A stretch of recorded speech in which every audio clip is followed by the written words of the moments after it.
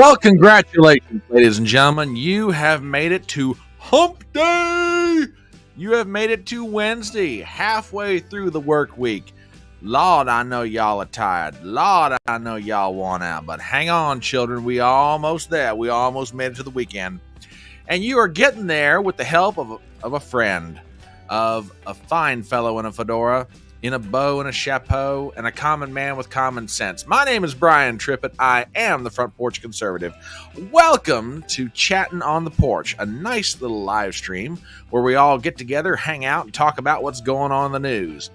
We are on Rumble, we are on Twitter, we are on all those places that you expect us to be, and hopefully we'll be on more in the near future, but we're working on it.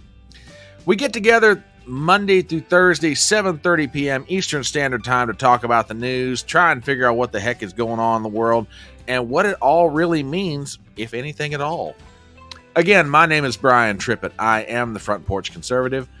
I am glad to be your host. I'm glad to be here sharing my thoughts with you guys, and you guys sharing your thoughts with me. So, by the way, tweeting, gittering, gabbing, doing whatever it is that y'all do is always greatly appreciated, so please feel free. As a matter of fact, TBA just started us off over on Rumble with a Howdy Fedora Nation. That is right. If you are coming to us for the first time tonight, you have an opportunity to be a part of one of the most unique communities in the whole of social media. Where else can you go and find all these good folk getting together, talking about what's going on, and doing it with such style? Anyway, again, we are on Rumble, we are on Twitter, and we are even on that quaint little alternative social media platform known as YouTube. So pull up a chair, pour yourself a cup of something, or a glass, as it may be, and let's get together and let's talk about what the heck is going on in the world. Again, my name is Brian Trippett. I'm the Front Porch Conservative, and let us start the fun and get right into it. And as we drop the music, how y'all doing tonight? Let's see, who all's here? Hail, Robert Lowry. Good to have you here. Gypsy, as always, glad to see you, and I know you have shared. Good to see everybody here. Zippy's in the house. We're going to have a whole bunch of people.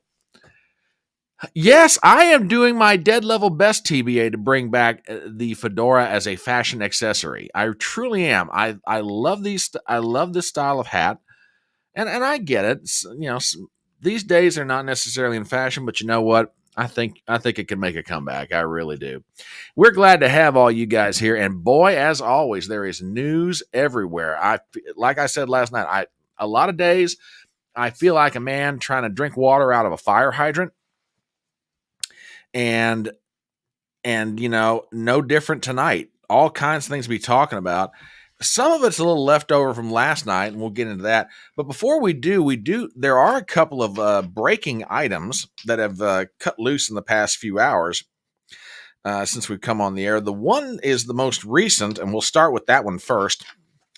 And this comes from the Peach State of Georgia. I don't know if you guys have heard about this yet, but it turns out that any further action as it relates to District Attorney Fani Willis and her case against Donald Trump is now on hold. Ladies and gentlemen, I take you to the pages of justthenews.com. It seems funny for me to say just the pages of. There's no such thing as pages on the internet, but whatever. Anyway, it's an old habit of mine. Headline: Georgia Appeals Court pauses Fani Willis's prosecution of Trump. Willis indicted Trump and 18 co-defendants last year under the state's RICO Act, though the case has been derailed over allegations that she maintained an inappropriate relationship with a prosecutor she hired to pursue the case. Article by Ben Whedon, we have the following. The Georgia Court of Appeals on Wednesday issued a decision pausing the Fulton County Fani Willis prosecution of former President Donald Trump while he appeals a decision on her disqualification from the case. The proceedings below in the Superior Court of Fulton County are hereby stayed pending the outcome of these appeals, the court order reads. Willis indicted Trump and 18 co-defendants last year under the state's Racketeer Influence and Corruption Organizations Act, RICO for short. Trump has pleaded not guilty and contended the case as part of a broader political witch hunt designed to derail his campaign for the White House. The case was thrown into disarray over allegations that Willis maintained an inappropriate relationship with Special Prosecutor Nathan Wade, whom she hired to pursue the case. The pair have admitted to the relationship but insisted it began after Willis hired Wade. Fulton County Superior Court Judge Scott McAfee in March ruled that either Wade or Willis must leave the case, resulting in Wade stepping down. Trump, for his part, has appealed the decision, allowing Willis to remain. Oral arguments on the matter have been set for October the 4th. The Wednesday decision signals that the case likely will not be resolved prior to the November general election. And in case you want to see what that actually looks like, I've got a copy of it right here. And yeah, it's official, folks. This case is now on hold, and more than likely, Fani Willis, or as we lovingly refer to her here on the electronic front porch, Drama Mama. Drama Mama's not going to get a crack at the Donald before November 5th. So there you go. I thought you guys might want to know about that little piece of news if you have not seen it yet. And we have some commentary as it relates to the fedora. Zippy says, I have a fedora, a Stetson, and an Australian oilskin cowboy hat. Keep felt hats clean it is, but it's tough. It is tough.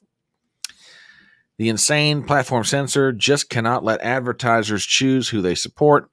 No, they have to ban people. Boy, ain't that the truth. Ain't that the truth. WWG1 is in the house. Good evening, all, he says. I wear a t-shirt and jeans most days. Nothing wrong with that. Ain't nothing wrong with that. TBA says, Drama Mama probably going to be in jail, I bet you. I'm not saying, but I'm just saying. And we have some other pieces of news. Let's see what else we got going on here. And I thought you guys might want to be made aware of this as well. Now, do I really think anything's going to come out of it? Not necessarily, but it does lead into our first item of discussion for the evening. And I take you now to the Gateway Pundit. Headline: House Republicans refer Hunter and James Biden for criminal prosecution for lying to Congress. Article by Christina Lela. We have the following. House Republicans on Wednesday criminally referred Hunter Biden and James Biden to the Justice Department over provably false statements to Congress. The House Oversight, Judiciary, and Ways and Means Committee sent criminal referrals to the Justice Department recommending that Hunter and James be charged with making false statements to Congress about key aspects of the impeachment inquiry of Joe Biden. Quote, with these lies exposed, as well as the very clear intention behind the lies to create the false impression that Joe Biden was not involved in the family business dealings, it is now clear, as House Republicans have argued since day one, that Joe Biden was very much a part of his family's vast influence peddling schemes, House Republicans said. Today's criminal referrals are not the end of our efforts to hold the Bidens accountable. They are only the beginning. Well, wah, wah, wah, wah, wah, wah, wah. I'm sorry if I sound a little cynical on that, but I'll explain why here in just a minute. These false statements implicate Joe Biden's knowledge of and role in his family's influence peddling schemes and appear to be a calculated effort to shield Joe Biden from the impeachment inquiry, the Oversight Committee said on Wednesday. And here's a copy of the referral to David Weiss. This one is from Jason. Who is that? Jason, hang on a second.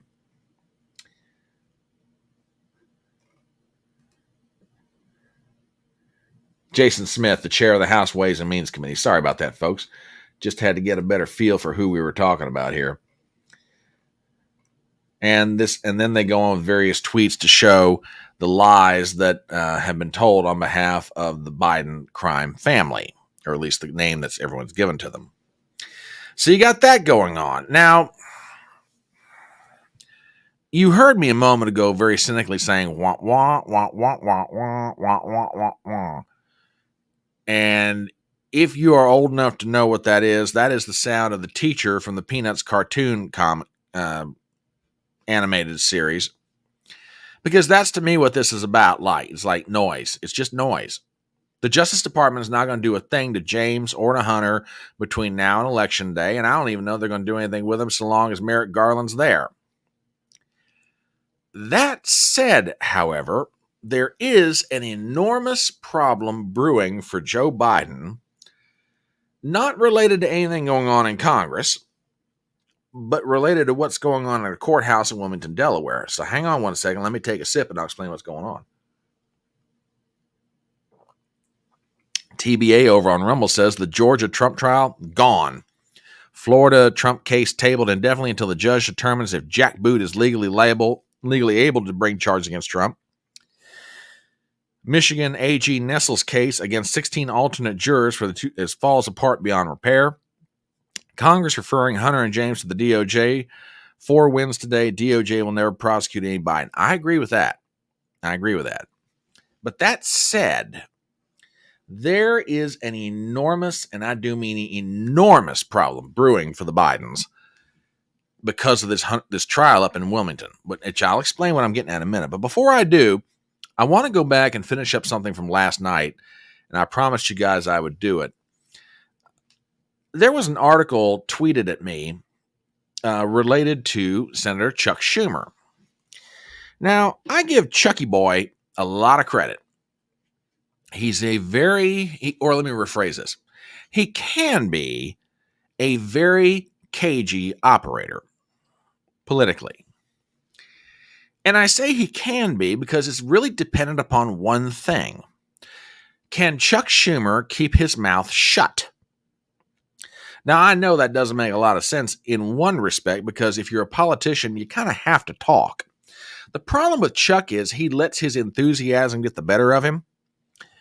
Whereas with most politicians, if he just pause, stop, and think before he says something, he'd be so much better off.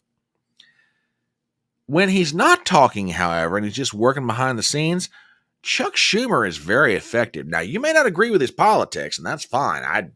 There's very little of his politics I ever would agree with. But behind the scenes, when he's being just very quiet, he kind of just moving and grooving around. You call him a snake, and snake is probably the best determination for him. He's just one of those guys. He kind of slithers through the legislative grass, working his way through the political grass, wherever it is, and he does his thing. And before you know it, he comes up and bites you. Well, maybe he is more like a lizard. Who knows? But there's a story from, again, one of my favorite writers over at the Federalist, Margot Cleveland. And would you believe that old sneaky snake Chuck has got his mitts into the Trump trial that happened up in Manhattan? Check this out. This is going to blow your mind. Again, this is from Margot Cleveland at the Federalist. Chuck Schumer's brother works for law firm behind Bragg's Get Trump indictment. Oh my God, with these people. I tell you, the incestuous relationships never end. Margot writes the following. Following Donald Trump's conviction in Manhattan last week, Democrat Senator Chuck Schumer proclaimed, quote, "The undeniable fact is Donald Trump went through the same legal process that all Americans go through. He was tried according to the facts and the law, and he was found guilty by a jury of his peers." Okay, standard talking points for the Democrats. I'm not surprised by any of that. Nothing could be further from the truth, Cleveland writes. And Schumer knows it because his brother's law firm branded the Biden-era Power Center in New York by Bloomberg spurred the indictment of the former president. Senator Schumer's brother, Robert Schumer, is a partner in that law firm, Paul, Weiss, Rifkind, Wharton, and Garrison. As I detailed Monday, Paul, Weiss, and Associates granted 3 highly paid attorneys leaves of absence to join the Manhattan District Attorney's Office in its targeting of Donald Trump. And Alvin Bragg's prosecution of the former president came about only after the intentional leaking of a resignation letter from Mark Pomeranitz, one of Paul and Weiss's attorneys on loan to the DA. In his resignation letter, Pomeranitz criticized Bragg for failing to seek criminal charges against Trump and for indefinitely suspending the investigation of the former president. The letter was soon provided to the New York Times, creating a political firestorm over the news that Bragg did not intend to charge Trump. Pomeranitz's ploy worked. Bragg soon proclaimed publicly claimed the investigation was ongoing and moved to jumpstart his investigation by hiring another outsider, Matthew Colangelo, who, by the way, in case you do not remember, Matthew Colangelo was the number 3 man at the Justice Department, whose arrival at the Manhattan DA's office is under, shall we say, somewhat mysterious circumstances. But let us continue. Colangelo left Biden's Justice Department to join Bragg to get Trump, having previously been appointed by Biden as an acting associate attorney general, the third highest ranking official in the DOJ. Following Colangelo's arrival, Bragg indicted Trump, resulting in last week's conviction. Senator Schumer, going a little further in this article, Senator Schumer undoubtedly knows this, and Paul and Weiss's connections to the Manhattan DA's prosecution of Donald Trump, because his brother is a partner in the firm. And so does Joe Biden, who during a June 2019 fundraiser at Paul Weiss and Associates gave a shout out to Robert Schumer. Oh my God. Just unbelievable with these people. It never ends. It never ends. Yeah. And you're right. Snake, lizard, they're just lizard people anyway. Yeah, not wrong, dude. So yeah, we got Chuck Schumer. He's got his mitts into what's going on. I tell you what, I am going to reach out to Margot, and I don't know if she'll do it, but I'd love to have her on here for a conversation, because that's just, you're absolutely right. Somebody needs to write that strongly worded letter. Don't you know it? Yeah, because the GOP is absolutely great at doing that sort of thing. Oh my God. Just, yeah.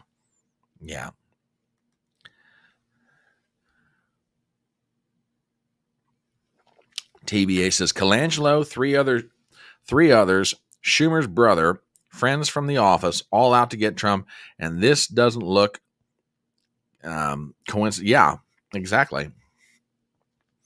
Unbelievable. Just unbelievable.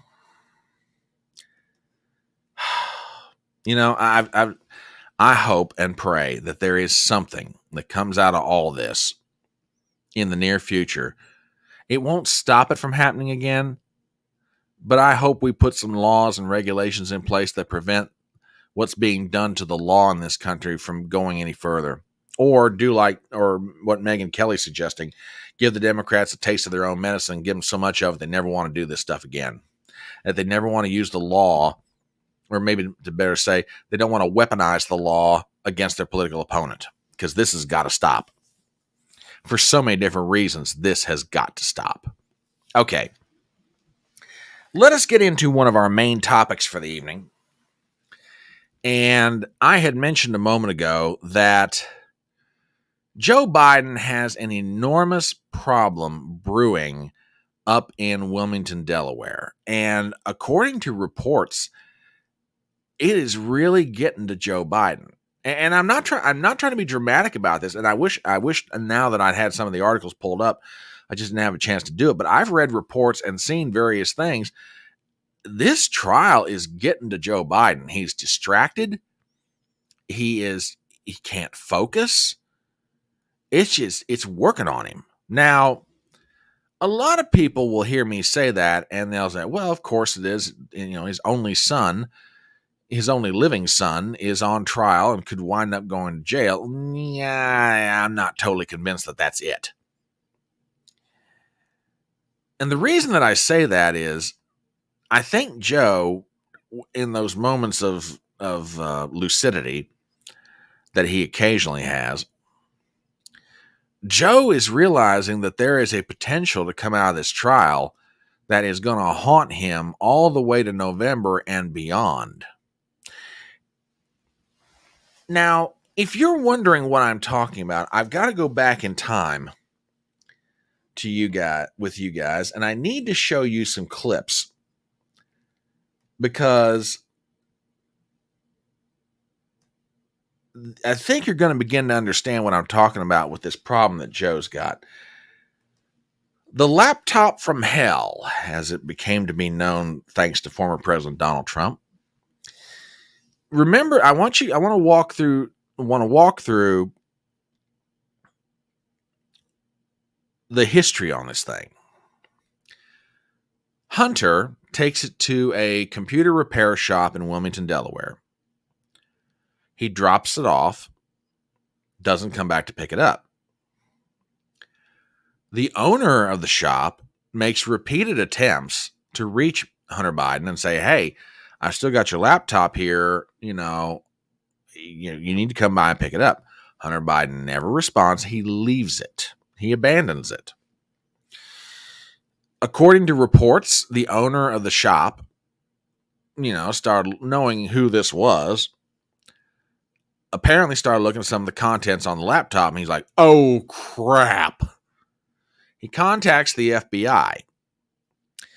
FBI takes it into their possession in December of 2019. I'm not sure when it was Hunter dropped it off, but for sure, it went into the possession of the FBI December of 2019. Okay. Rudy Giuliani gets a hold of a copy of the hard drive. And being a former prosecutor and having all kinds of connections to people who can do the work, he checks it out and they all realize, oh crap, this is legitimate. There is some nasty stuff on here. And nasty not just politically, just nasty morally. I mean, some of the stuff that's on that laptop, I mean, yeah. I mean, I'm not going to sit here and say that I'm some kind of an innocent, lamb in the pasture field or whatever. But, even for me, some of this stuff will just make me blanch. It's like, oh crap. Well, rounds about October 2020, with about maybe a month or 6 weeks to go to the election, the New York Post runs a story about this laptop. Okay. And that's when all kinds of cane broke loose. Yeah, you're right. You're absolutely right. I mean, the memory of this audience is absolutely extraordinary. So with that setup, I want to play you guys some clips. The first one runs about 1:22. This is various folks in the media, their response to the news that this laptop exists and what they think it actually is. If you guys don't hear the audio on this, just let me know, but check this out. This is just classic textbook Soviet-Russian tradecraft at work. This laptop that intelligence officials have warned is likely Russian disinformation. Ongoing Russian disinformation effort. It is so obviously a Russian operation. Are you missing a laptop? Not that I know of. Biden's secret emails. A really fishy story. The Post claimed that the emails were found on a laptop computer that was brought to a repair shop in Delaware in the spring of 2019. The FBI is now investigating whether those alleged Hunter Biden emails are actually connected to a larger foreign intelligence operation. They may be related to a foreign intelligence operation. Foreign intelligence operation. Foreign intelligence. Foreign intelligence. Foreign intelligence operation. For all we know, these emails are made up. The information found on the laptop may be part of a Russian disinformation campaign. Part of a Russian disinformation effort. Described by many intelligence experts as having hallmarks. All the hallmarks, All the hallmarks of a Russian disinformation. Russian disinformation campaign. This is a classic example of the right-wing media. There could be a laptop out there that was stolen from me. There could be that I was hacked. It could be that it was Russian intelligence. Okay. Now that's the first one. Just remember what everyone's saying about this. It's Russian disinformation. It's hacked. It could have been Hunter's out there saying it could have been stolen from me. It might be in existence. I don't know. I mean, it just is absolutely incredible. So let's go to the next one. And I'm doing this deliberately. There's a reason why I'm being this deliberate. Leslie Stahl interviewing Donald Trump on the eve of the first debate, the second debate, excuse me. On the eve of the second debate, By now, word of this laptop's existence has gotten out there. The New York Post has ran their story. Everybody's talking about it. Now, I want you to listen to what Leslie Stahl says here, because this is important. Check this out. You know, this is 60 Minutes, and we can't put on things we can't verify. You won't put it on because it's bad for Biden. We can't put on things we can't verify. Leslie, I think it's this. We can't verify. Listen, keep listening to what she says. I think it's one of the biggest scandals I've ever seen, and you don't cover it. Because you want to talk about... Well, because it can't be verified. You want to talk about insignificant things. I'm telling you. Of course it can be verified. Excuse me, they found the laptop. Leslie. Can't be verified. What can't be verified? The laptop. Why do you say that? Because even the family hasn't... The family on the laptop, he's gone into hiding. For 5 days, he's gone into hiding. He's preparing for your debate. Oh, it's taken him 5 days to prepare? I doubt it. Okay. The media is fake. We can't verify. Don't make me verify. It's not real. I can't verify. It's not real. I can't verify it. Don't make me be a journalist. Don't make me verify it. Oh my God. It can't be verified. It can't be verified. It can't be verified. You can't make me verify it. No. I won't do it. I won't do it. I'll stand here and I'll hold my breath. I'm not going to be made to verify this. Oh my God, you 60-something-year-old child. But it gets worse. Okay? So that's Leslie doing her best impersonation of a schoolgirl throwing a temper tantrum in front of her daddy. During the debate, Donald Trump, Joe Biden. Again, the subject of the laptop comes up. Check this out. This is true about Russia, Ukraine, China, other countries, Iraq. If this is true, then he's a corrupt politician. Right. So don't give me the stuff about how you're this innocent baby. Joe, they're calling you a corrupt politician. Nobody's President Trump, I want to stay on the issue of race. We're talking about the issue from hell. President Trump, we're talking about race right now, and I do want to stay on the issue of race. President Trump, I have to respond to that. Please, because look, very quick. There are 50 former national intelligence folks who said that what he's accusing me of is a Russian plan. They have said that this has all the 5 former heads of the CIA, both parties say what he's saying is a bunch of garbage. Nobody believes it except his and his good friend Rudy Giuliani. You mean the laptop is now another Russia hoax? That's exactly what. Is this where you're going? This is where he's going. The laptop is Russia. Gentlemen, I want to stay on. Okay.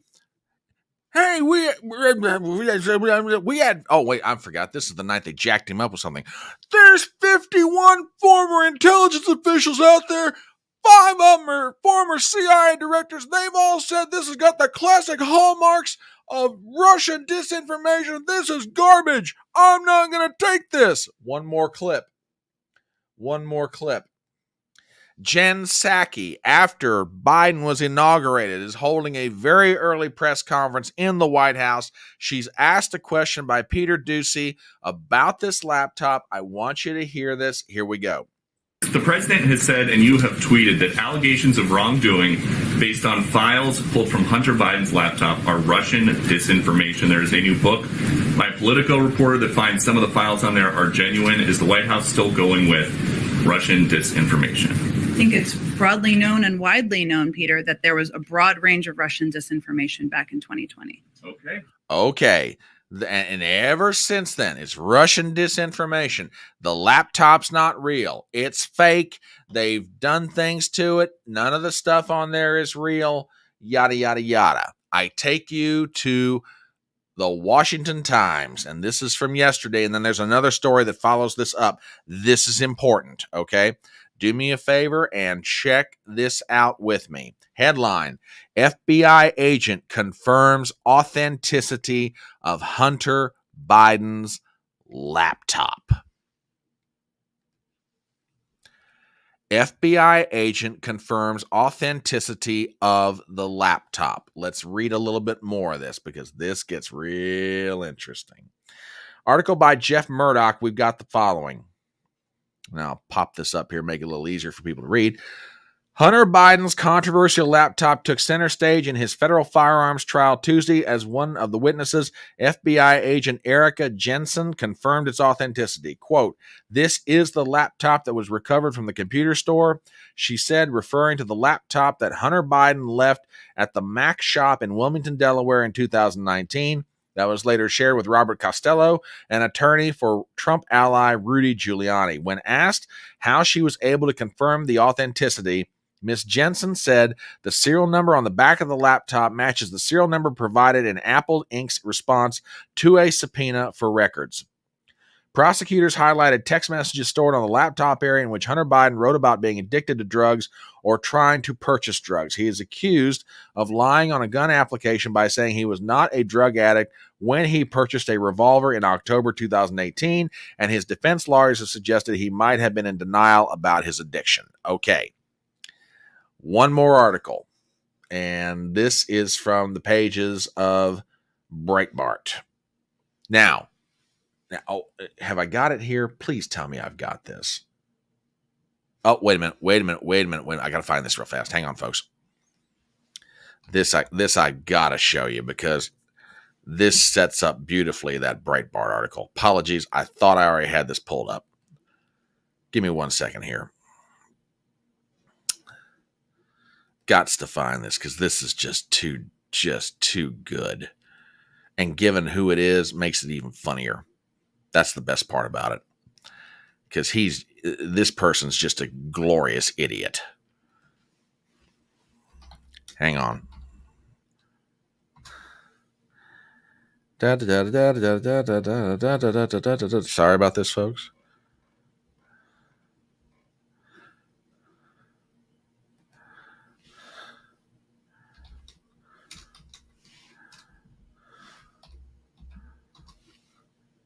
Just about got it. Hang on, guys. Is it golden or...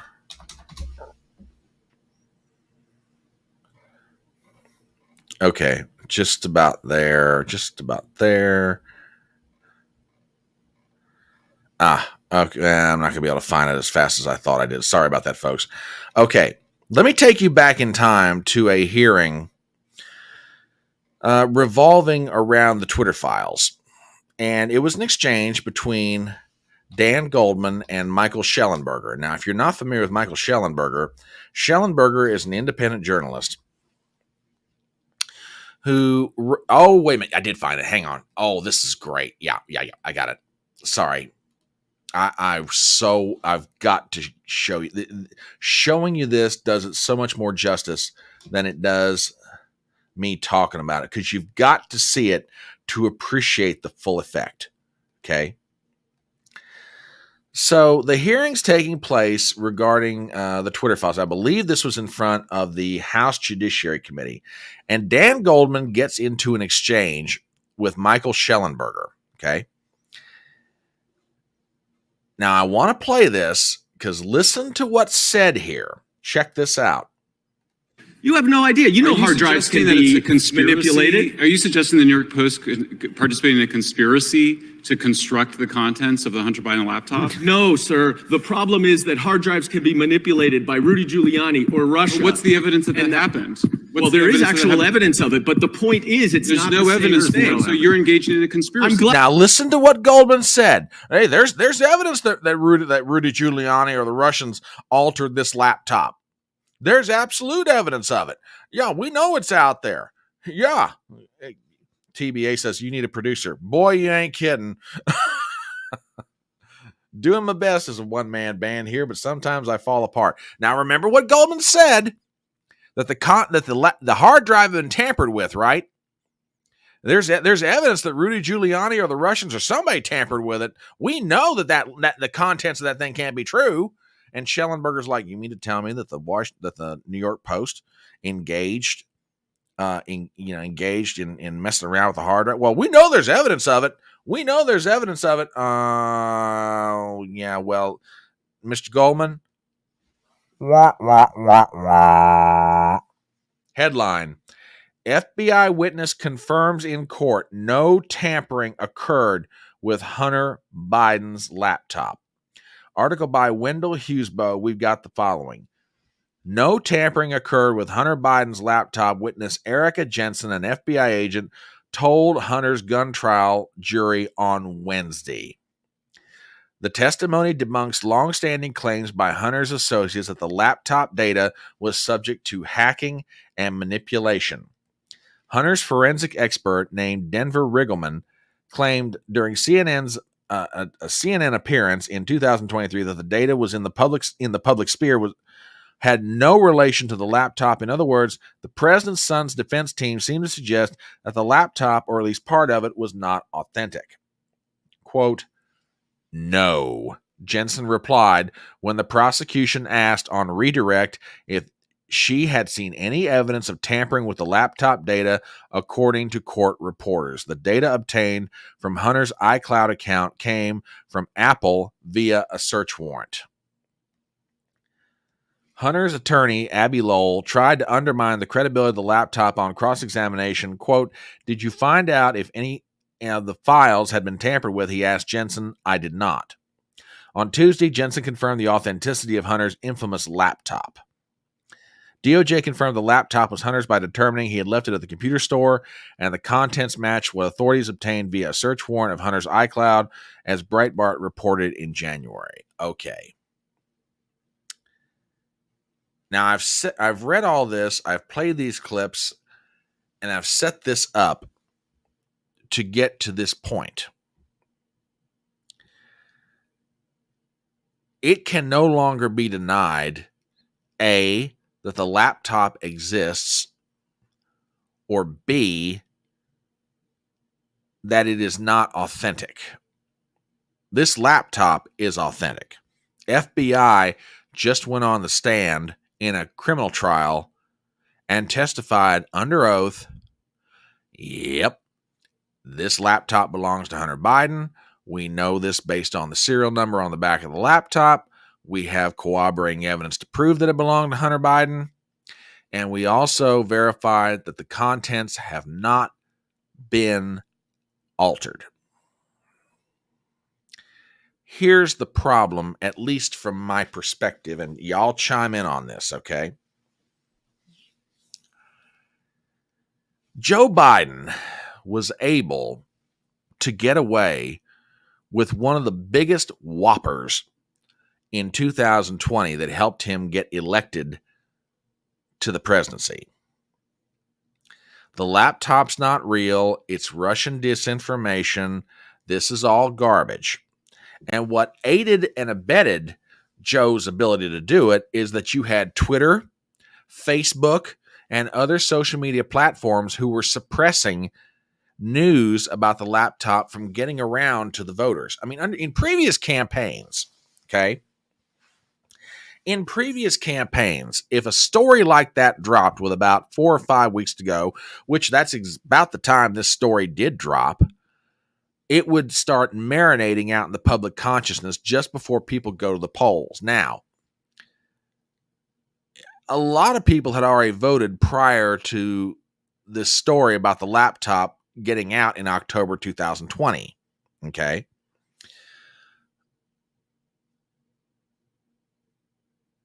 So they didn't have a chance to go back and change their vote, with very limited circumstances, I should say. For the remainder of people who hadn't voted yet, if the truth of this story would have been allowed to have its way, Joe Biden doesn't win the presidency. Now, that's not just my opinion, by the way.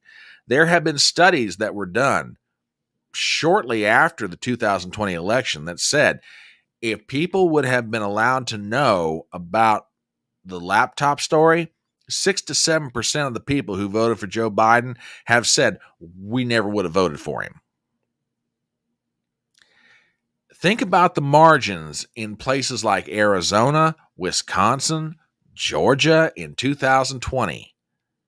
I mean, you know, it's been said by any number of different people that Joe Biden won the presidency with the benefit of about 120,000 votes. And I say 120,000 if you throw in the 80,000 vote margin of victory up in Pennsylvania, which is very dubious, by the way.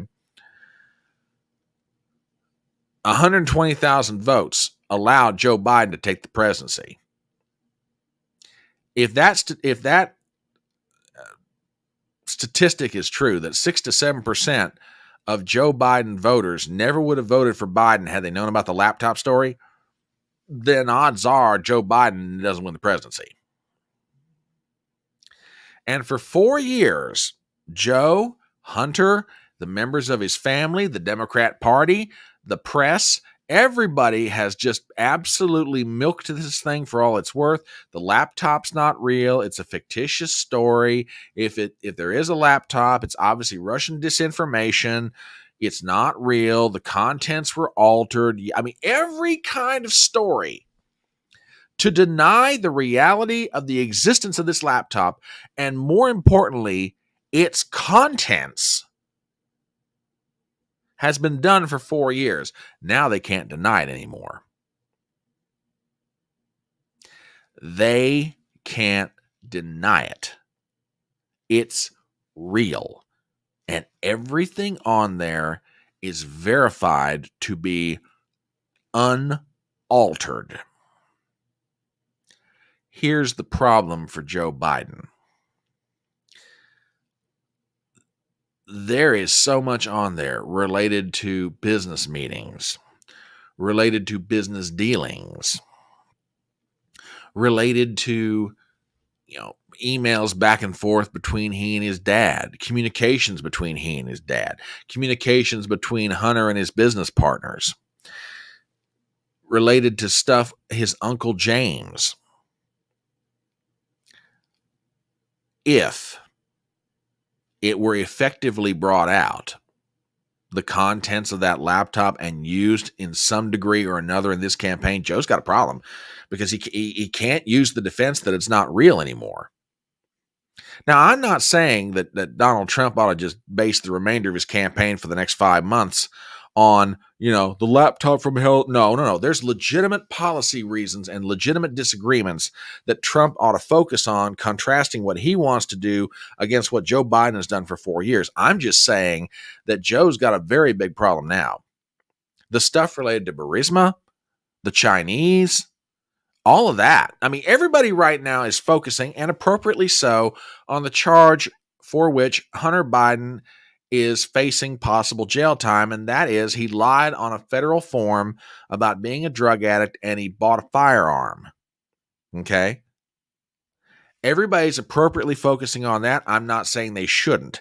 Everybody's also going to focus on some of the more salacious details in this trial, or details that come off of that laptop. I don't deny that either. That's going to be entered into the public record, and there's no getting around it. But what I'm saying is, going forward politically, if anybody brings anything out of this laptop and uses it against Joe, he'll deny it. He'll keep on trying to do the same thing he's doing right now. It's not real. It's been altered. This is Rudy Giuliani's plant, probably. Stephen Bannon's got a hand in it. Costello's got a hand in it. All the people that hate me have got a hand. No, you can keep on saying that, Joe, but it ain't going to work. Your own FBI has testified on the stand that this is real. It belonged to your son, and the contents have not been altered in any way, shape, or form. And by the way, lest people think that, the prosecution in this case, they're how shall I say it? That they're not doctoring the evidence, but they're focusing on aspects of the evidence that fit their case. Let me also remind everybody, CBS News took the information on the laptop. They took the laptop out to an independent forensic expert out in Minneapolis, Minnesota. They analyzed it, and they said, "Yeah, this is legit. It's there's no fakery to this." Joe's got an enormous problem going forward, big time problem. Yeah, oh yeah, and I recommend this.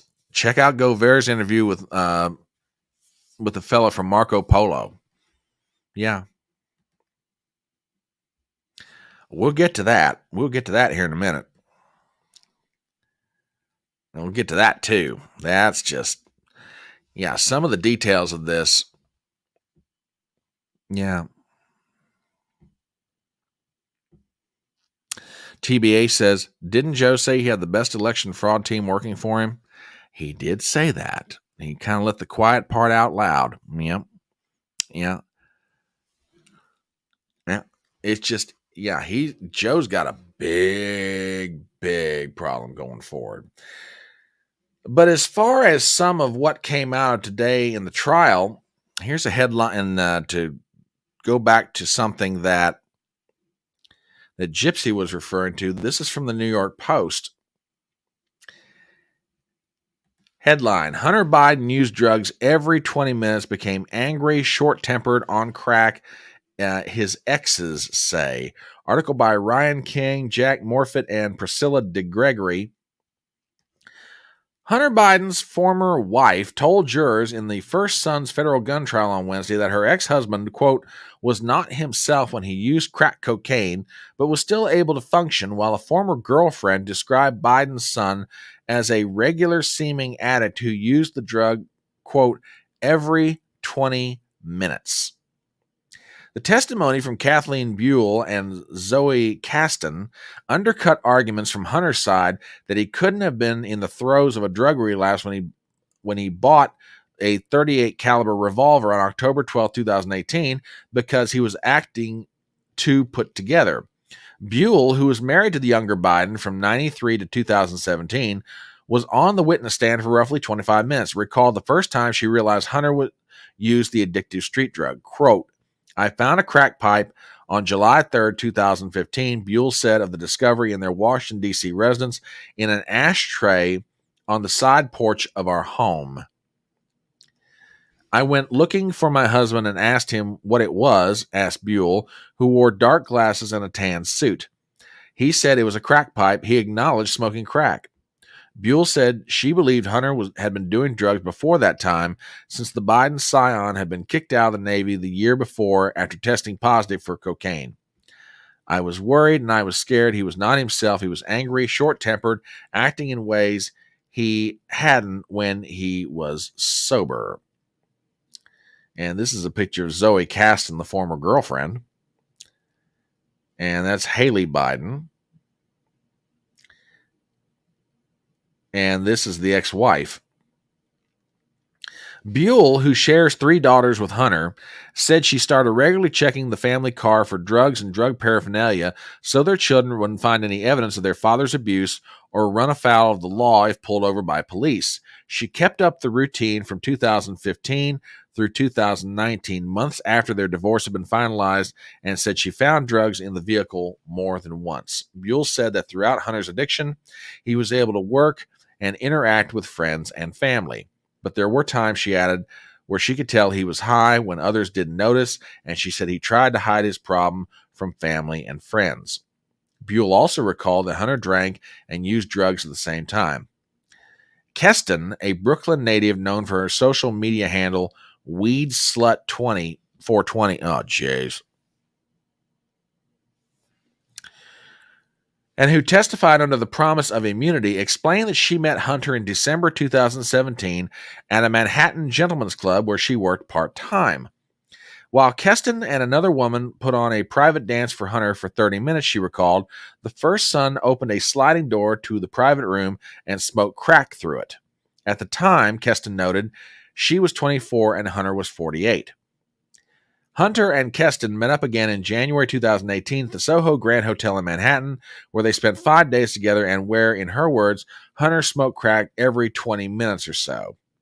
Keston said she was a distraction for Hunter and claimed she helped to slightly curb his regular use, though she still remembered seeing Biden clean out his crack pipe with chopsticks and an assembled pen, or a disassembled pen, as well as buying a ping-pong ball size amount of the drug at a Four Seasons hotel from a dealer named Frankie. She also knew that Hunter used cash for a lot of things. I know a good amount of it was for buying drugs. Through his Wells Fargo bank account, Hunter could generate a one-time code that allowed others to withdraw money, Keston explained. Hunter once gave her a code, and she testified to seeing him give a code to his dealer in California. Jesus.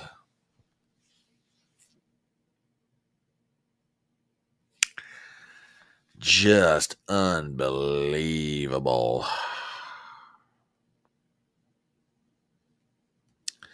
Yeah. I think I've got another article related to some of the details here. Yeah, that's prime. The other one deals primarily with all that. So, from the sound of it right now, Hunter's ex-wife is going on the stand tomorrow, and not just Bo's widow, his brother's wife, who Hunter seduced, got her hooked on crack, according to her, and she's on the stand tomorrow. So, yeah. Aw, Zippy. Sorry to hear that. Yeah, weed slut 420. Jeez.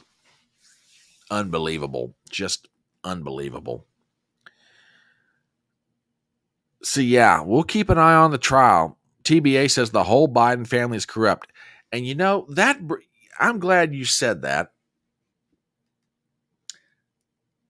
There's a social media influencer named Insurrection Barbie. And she made a post, I guess it was yesterday. And you know what? She makes a really good point with this. And I think I want to show this to you guys. The Hunter Biden trial isn't about some drug addict degenerate who illegally obtained a weapon. It's a referendum on Jill and Joe Biden, who pretend to be the greatest parents known to man and who pretend they represent decency when really their whole family is a pack of feral dogs. Now, in fairness, I've never heard anybody say anything bad about Bo, Joe's late son. But the rest of them, and you know, I'll even exclude Ashley from that. But when it comes to describing Hunter, yeah, a feral dog, that's probably pretty good at a descriptor. Jill and Joe raise spoiled, overprivileged drug addicts and criminals who have never taken responsibility for anything in their life, and they still won't. The trial is a referendum on the trailer park gutter trash these people who judge 80 million Americans really are. And you know,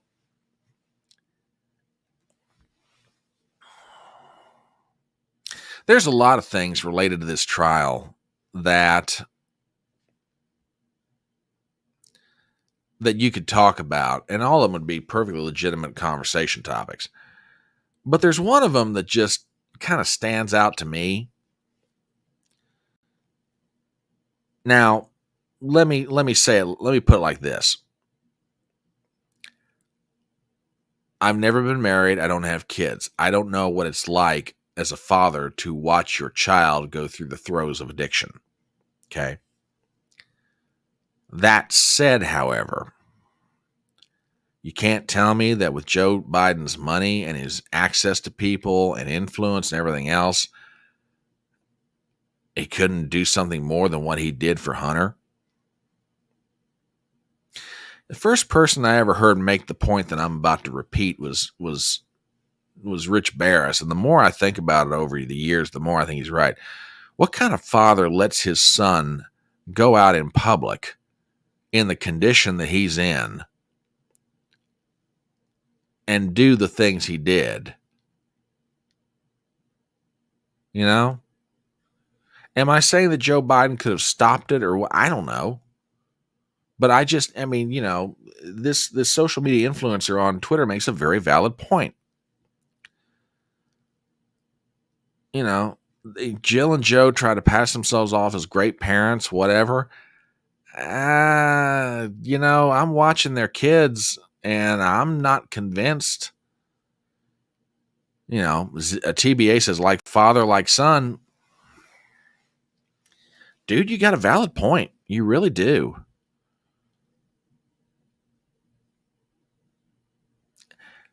But the worst part about it is Joe Biden, and I say this from my perspective, the worst part about it is Joe Biden put his drug-addled son out there to be the front man and the bag man for the family operation. knowing very full well the kind of shape he was in. On the other hand, you can make an argument that Jill and the kids and the brothers and the sisters of Joe know the kind of shape Joe Biden's in, and they're doing everything they can to keep him in power. Why? To keep the family operation going. Zippy, you make an absolutely great point. It's like a perfect mob family. It really is.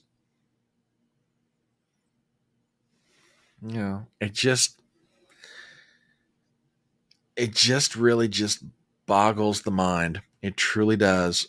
It really, really does. Oh, and there's one other aspect related to that laptop. And again, this is from Insurrection Barbie, and I think this bears repeating as well.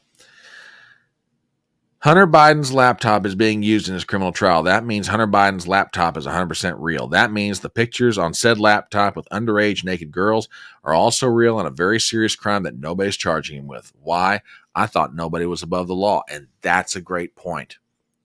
If the FBI is correct in their testimony, there's no reason to think that they aren't, because it's already been independently verified. It's already been independently verified by other forensic experts. If the contents of that laptop are true and unaltered, then there is so much on there that buries not just Joe, but it buries Hunter. Yet the only thing he could potentially go to jail for is a gun-related charge. I say potentially, because I'm not totally convinced yet he's not going to walk.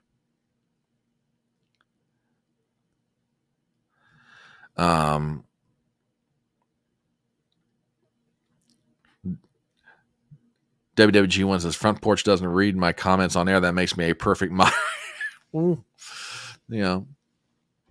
It's not intentional. Sometimes I catch them and sometimes I don't. It's not that I'm trying to keep anything out. So, but yes, WWG1, I think you are a great moderator. So there you go. TBA says Hunter will walk. 2-tier system of justice, remember? Yeah, see, that's what I'm worried about. That is exactly what I'm worried about. Yeah.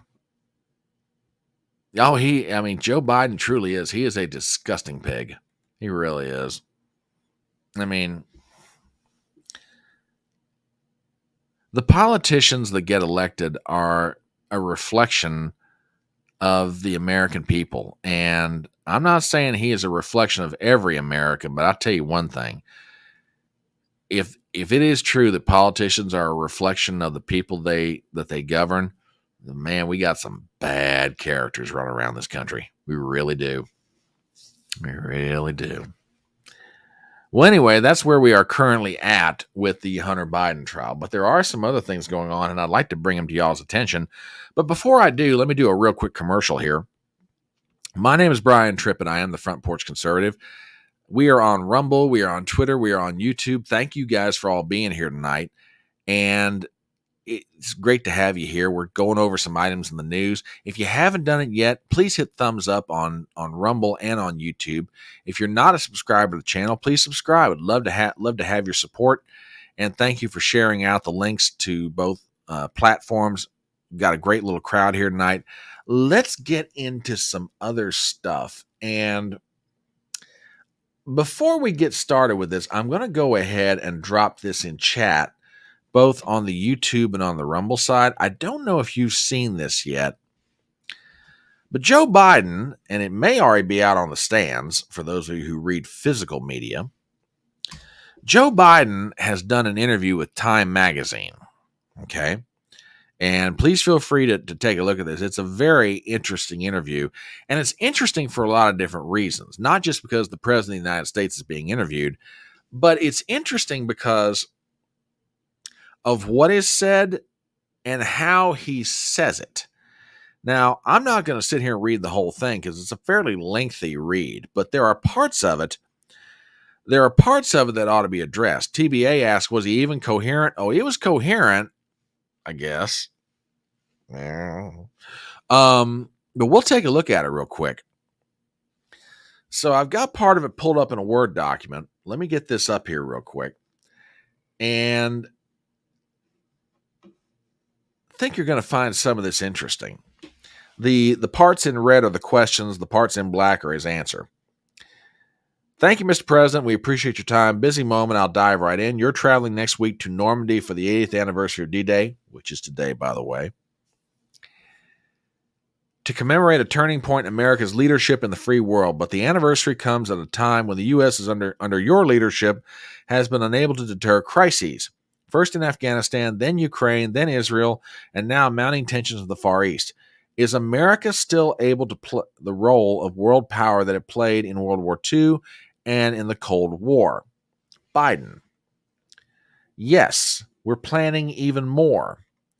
We are the world power, and what I inherited as a consequence of the mistake that we made in Afghanistan was not a loss in Afghanistan, excuse my cold, but I think that, look, I believe I have a fundamentally different view than Mr. Trump has on a range of things. Number one, I really believe that we have a values-based as well as practical-based alliances around the world, and Trump, wanted to just abandon them. He says he's practical one-on-one he's doing.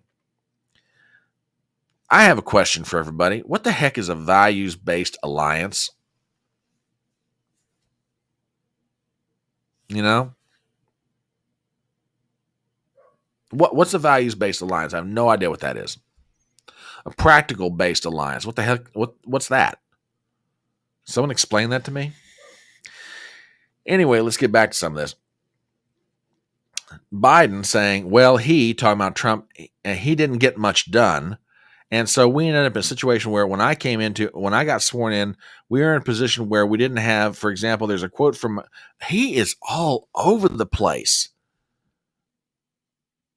And I have no reason to believe that Time didn't accurately quote him in this, but my God, he's all over the place. That Trump wants to eviscerate NATO. He thinks NATO is useless. We have to rethink our entire relationship with the United States, and they no longer lead the world. And so I've always believed, going a little bit further, that there are two elements of American security. The biggest element and our normative example is our alliances.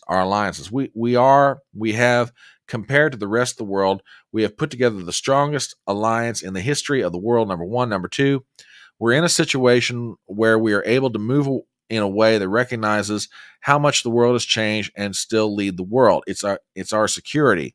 For example, the idea that if Putin decided to go into Russia, he's going to go from Russia into Ukraine. The reason why I cleared the intelligence so we can release the information we knew he was going to attack, was going to let the world know that we're still in charge. We still know what's going on. Oh my God, this man cannot communicate.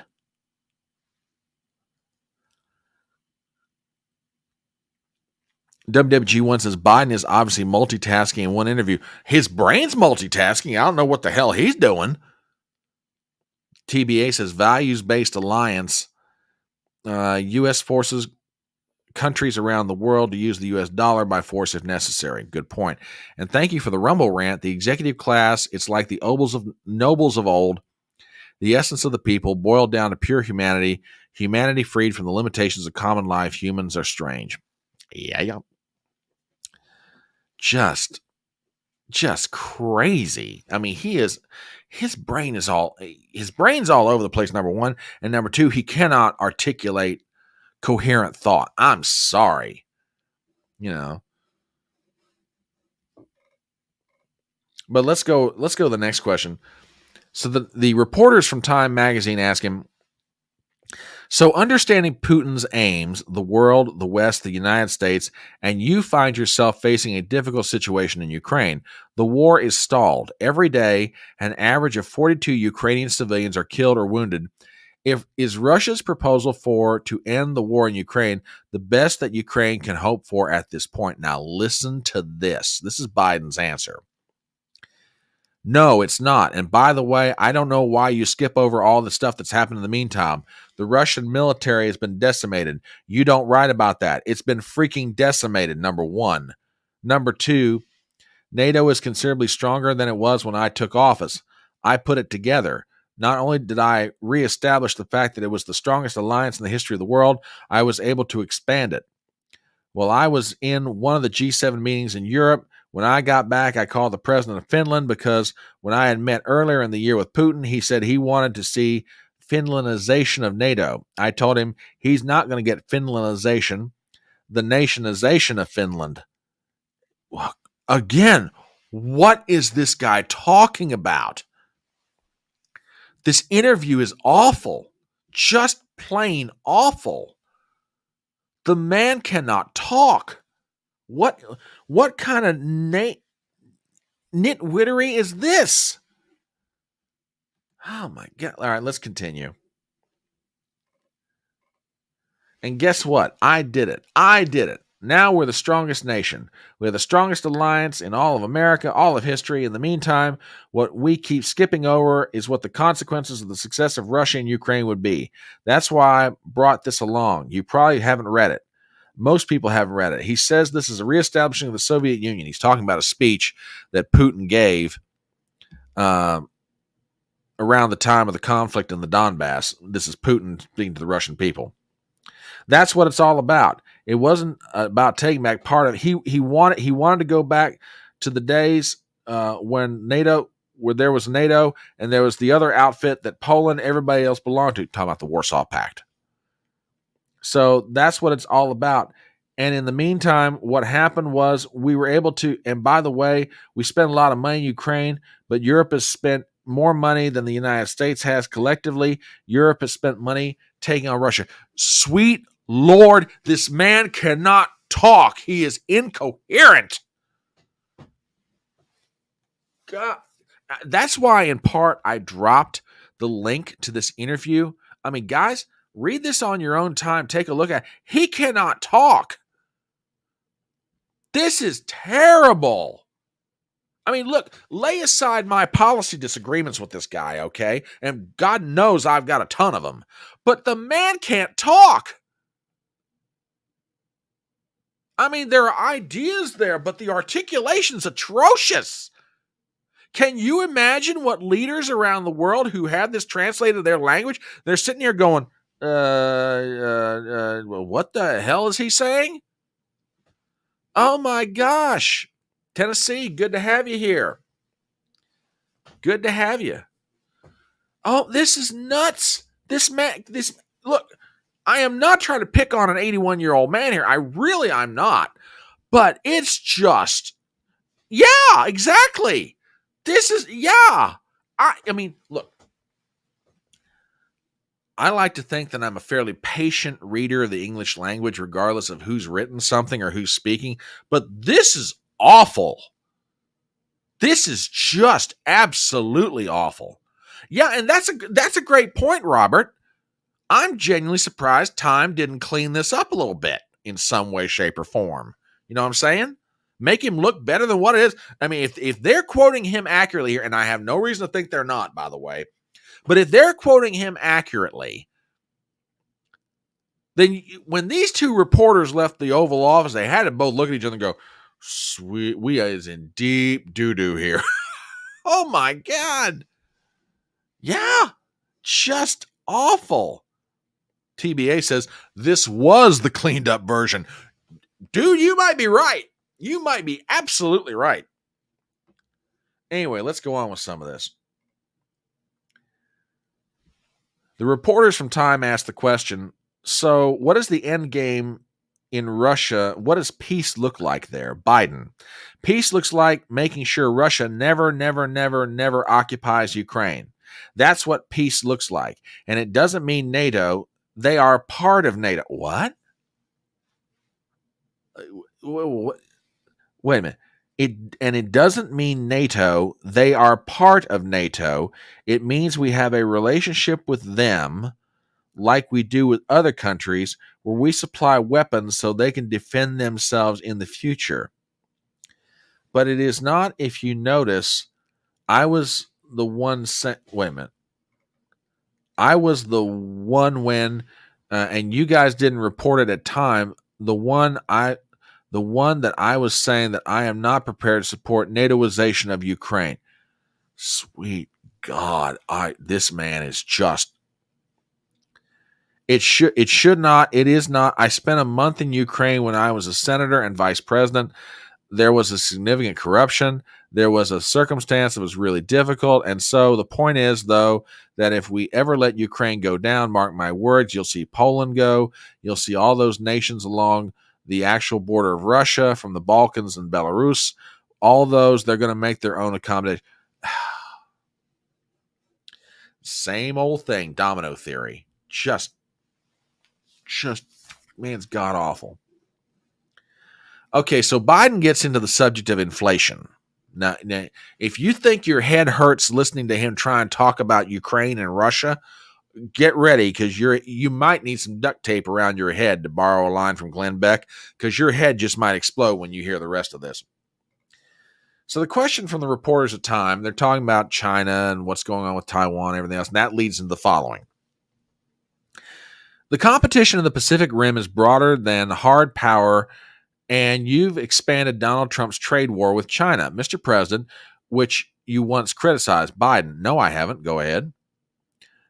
The reporter says most economists say tariffs raise prices. Biden says they do. The reporter from Time, cumulative inflation means that prices go up at 18%, at least since you took office, and wage increases have not kept pace. Biden, since who took office? Since I took office? The reporter from Time, yes, cumulative inflation means prices are up nearly 20% since you took office, and wage increases have not kept pace. Biden, now listen to this. Biden, wage increases have exceeded the cost of inflation, which you're talking about as the prices that were pre-COVID. Pre-COVID prices are not the same as whether or not you have corporate America ripping off the public now. You have everything from shrinkflation to what's going on in terms of the way in which they're artificially moving significantly to increase their profits. That's not the same as inflation. That's price gouging. The reporter from Time magazine. But Mr. President, won't your newly announced tariffs raise the prices on American consumers? Biden, no, because here's the deal. There's the difference. I made it clear to Putin from the beginning that we're not engaging in, for example, Trump wants a 10% tariff on everything. That will raise the price of everything in America. Editor's note, Biden appeared to mean Xi here, not Putin.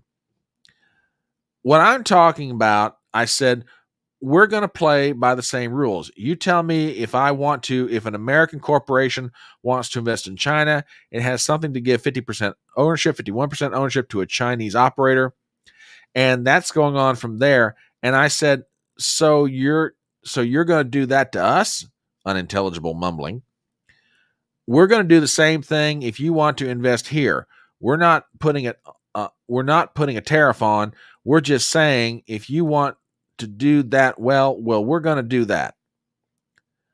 And you cannot change the market in a way where you flood the market by ignore all Chinese government subsidies and to undercut their ability as to deal with electric vehicles. And we're not going to put up with it. That's the thing we talked about. That's what we're talking about. We're not talking about tariffs across the board. Sweet Lord.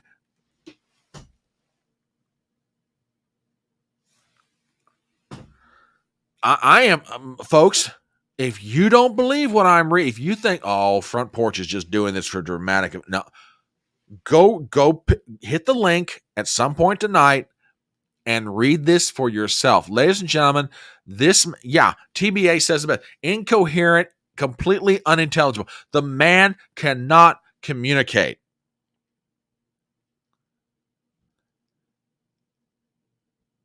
Zippy says price gouging is only shrinkflation. The cost of normal goods is up because of a higher system-wide cost. Yeah. This man, everybody talks about the 3-day interview that Robert Hur, the special prosecutor from the Justice Department, did with Joe Biden shortly after October 7th of 2023. And how in that interview he was giving answers that really sounded strange and weird. And everybody said, oh, Her's exaggerating. That's not true. Joe Biden sharp as a tack, yada, yada, yada. Here are 2 journalists from Time magazine who have done a sit-down interview with Joe Biden. As part of that interview, they have released the full transcript of their interview with the President of the United States, Joseph R. Biden Jr. Ladies and gentlemen, this is, and I copied and pasted this straight out of the transcript onto a Microsoft Word document only for the purpose of making it easier for me to read. Ladies and gentlemen, I say this not out of any animus toward Joe Biden than I would otherwise give him because of his political beliefs or anything else, but this man cannot communicate. He might have been able to coherently communicate at one time. This man cannot talk. I'm sorry. He cannot communicate anymore. And if anybody says, well, Joe Biden, he's up to the job. Okay, you read this and you tell me what the hell he's trying to say, because I can't do it. TBA says that interview is elder abuse. I don't know about elder abuse, but it reveals an elder who frankly cannot talk.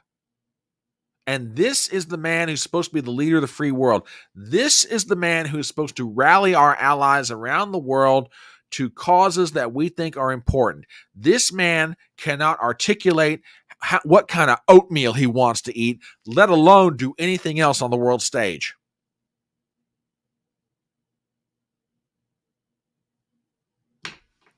TBA says, I think that was part of the point of the interview, Brian, to make people aware of how incompetent Biden really is.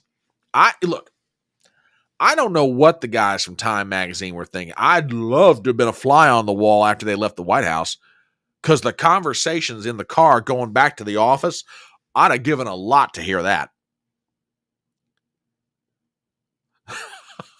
WWG1 says, Anyway, Owe, Ostuje, Aswe, Ianbre, Are you yay, oh yay, understanding yay, ime. That might be a good impersonation of Bidenese. That's Robert. That's what a lot of people are saying after this. That's what a lot of people. And this is a great question too. I mean, look, I don't know what they're going to pump Joe Biden full of before he goes to do that debate, but it better be good, because if this is any indication of the current state of this man's mind and ability to function, then I don't know what they're going to pump him full of come June 27th, but it better be good, because right now this man, I'm not sure this man can string two complete sentences together. I got one more section of this, and I want you guys to hear it. Sorry, and I'm not trying to make you guys suffer, but you've got to hear this. Okay, the reporters from Time Magazine. Okay, I'm going to do a couple of rapid fire here. Another of your first acts as president under the banner of value-based leadership was to lift various punitive Trump-era immigration measures. Mr. President, that you and other people said were humane. In retrospect, do you think that those humanitarian moves drive record illegal border crossings? That's a fair question. Biden's answer, no. Were you wrong to lift any of those measures? The guy from Time asks. Biden, if I was wrong, it was because it took too long. Time Magazine reporter, you've put some of them back in place. The green card issue, it's been reported that you're looking at reinstating Remain in Mexico. Are you looking at reinstating? Biden said no. Question. The last 2 years of presidents, the two-term president's tenure, are usually focused on foreign policy. You are 81 years old and would be 86 by the time you left office. Large majority of Americans, including the Democrat Party, tell pollsters that they think you are too old to lead. Could you really do this job as an 85-year-old man? Biden. I can do it better than anybody you know. You're looking at me. I can take you too. Oh my God. Question from the Time reporter. Did you consider not running again because of your age? Biden said, no, I didn't. And what do you say to Americans who are worried about your age? Biden. Watch me. Look, name a president that's gotten as much done as I have during my first 3.5 years. Oh, God. I really hope he makes that statement during the debate on June 27th, because talk about throwing Trump a softball he can knock out of the park. If I were Trump, I'd just sit there and go, here, I did this, I did this, I did this, I did this, I did this. Now, Joe, tell me what you did for 3.5 years. Going back to Biden's answer to the question, when all of you wrote in Time magazine I couldn't get any of it done, when you told me there's no pay, no way he can get $1 trillion bill done in terms of to deal with infrastructure, where there's no way he gets $368 billion for dealing with the environment, where there's no way I could get the legislation passed. I remember when I was heading to to South Korea to reclaim the chips industry, that we had gotten $865 billion in private sector investment since I've been in. Name me a president who's done that. Good point. He's gotten a whole lot done when it comes to ruining this country. So like I said, I dropped the link to the interview in both Rumble and YouTube. Check it out at your convenience. But oh my God, that was just awful. And again, I'm not saying it because of policy disagreements I have with Biden or my personal dislike of Biden. I'm trying to be completely objective about this. That may be one of the worst interviews I've read that any politician, regardless of whether it's the president or a senator or a congressman, that may be one of the worst political interviews I've ever read in my life. That was just awful. WWG1 says, all Biden needs to do is grab Michael's magic wand and wave it around a bit. That should fix everything. There you go. TBA says, John Fetterman would have done better. I agree with you. Well, and I get it. If you don't have the strength to read it, I totally understand. Totally understand completely. But oh my God. And by the way, I'm gonna give you guys something else. I've got it pulled up here, but I don't think I'm going to have time to get to it. This is from the Wall Street Journal. And I mean, you guys have heard me talk about, how bad Biden seems to be slipping, especially if you take this interview in Time magazine as an example of it. There's a piece that ran in the Wall Street Journal, and I'll read just a snippet of this. Headline says, behind closed doors, Biden shows signs of slipping. Participants in meetings said the 81-year-old president performed poorly at times. The White House said Biden is sharp and his critics are playing partisan politics. An article by Annie Linsky and Siobhan Hughes. I'll just read a couple of paragraphs of this. When President Biden met with congressional leaders in the West Wing in January to negotiate a Ukraine funding deal, he spoke so softly at times that some participants struggled to hear him, according to 5 people familiar with the meeting. He read from notes to make obvious points, paused for extended periods, and sometimes closed his eyes for so long that some in the room wondered whether he had tuned out. In a February one-on-one chat in the Oval Office with Speaker Mike Johnson, the president said in a recent policy change by his administration that jeopardizes some big energy projects was just a study, according to 6 people told at the time about what Johnson said had happened. Johnson worried the president's memory had slipped about the details of his own policy. Last year, when Biden was negotiating with House Republicans to lift the debt ceiling, his demeanor and command of detail seemed to shift from one day to the next, according to then Speaker Kevin McCarthy and 2 others familiar with the talks. On some days, he had loose and spontaneous exchanges with Republicans, and on others, he mumbled and appeared to rely on notes. Quote, I used to meet with him while he was vice president. I'd go to his house, McCarthy said in an interview. He is not the same person. The 81-year-old Biden is the oldest person to hold the presidency. His age and cognitive fitness have become major issues in his campaign for a second term, both in the minds of voters and in attacks on him by Republicans. The White House and top aides said he remains a sharp and vigorous leader. Not if that interview with Time is any indication of it. Anyway, back one last paragraph.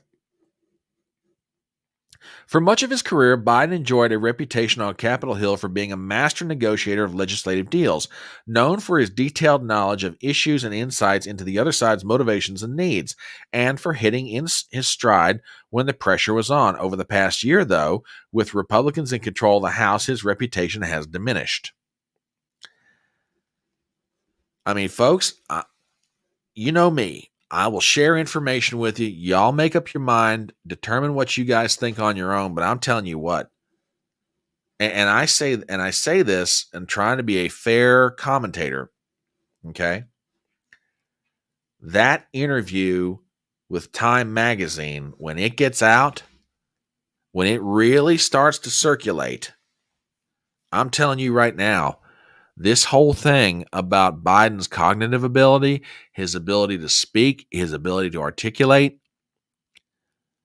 you take that and that piece in the Wall Street Journal, and I'm telling you, the whole argument about Biden's ability to do the job in a second term is back out in front of the public, fresh as it was before. TBA says, see, all the mainstream media are throwing Joe under the bus. The Dems want him gone without having the 25th Amendment to do it. Well, it could be. WWG1 says, my clutch slipped between fifth gear and a reverse once. My car was totaled. Maybe this is what's happened to Biden's brain.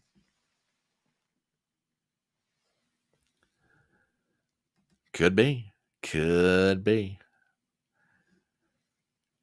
It's remarkable. It really is. It's sad. It is sad watching this. I mean, look, I don't agree with Biden on much of anything, but this is just plain old awful. It really is. I will show you this one comment from Ben Shapiro, and I thought this was interesting.